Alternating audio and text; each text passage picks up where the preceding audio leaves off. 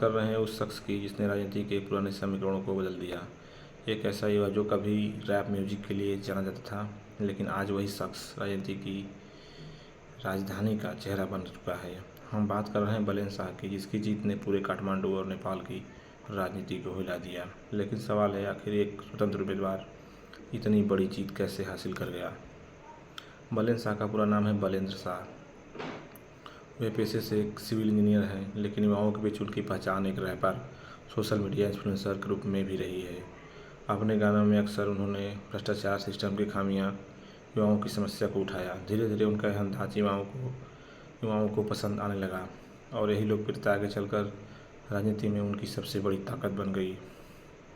जब काठमांडू मेयर चुनाव की घोषणा हुई, तब बड़े बड़े राजनीतिक दल मैदान में थे, लेकिन उस समय बलेन शाह ने एक ऐसा फैसला लिया जिससे सबको चौंका दिया। उन्होंने किसी पार्टी के टिकट पर नहीं, बल्कि स्वतंत्र उम्मीदवार के रूप में चुनाव लड़ने का ऐलान किया। सोशल मीडिया और युवाओं का जबरदस्त समर्थन उनके साथ खड़ा हो गया। बलेन शाह की सबसे बड़ी ताकत थी युवा वोटर। उनकी कैंपेनिंग पारंपरिक नहीं थी, ना बड़े पोस्टर, ना विशाल रैलियां, बल्कि सोशल मीडिया, छोटे संवाद, सीधा जनता से संपर्क। सोशल मीडिया, छोटे संवाद और सीधा जनता से संपर्क। युवाओं को लगा कि यह नेता सिस्टम बदल सकता है। धीरे धीरे यह समर्थन एक आंदोलन की तरह बन गया।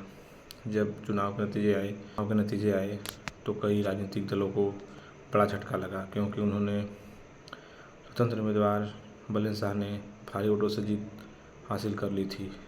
यह सिर्फ एक चुनावी जीत नहीं, बल्कि यह जनता के गुस्से, बदलाव की इच्छा का भी संकेत था। लेकिन असली चुनौती अब शुरू होती है, क्योंकि काठमांडू जैसे बड़े शहरों में कई गंभीर समस्याएं हैं। ट्रैफिक, प्रदूषण, अवैध निर्माण, कचरा प्रबंधन।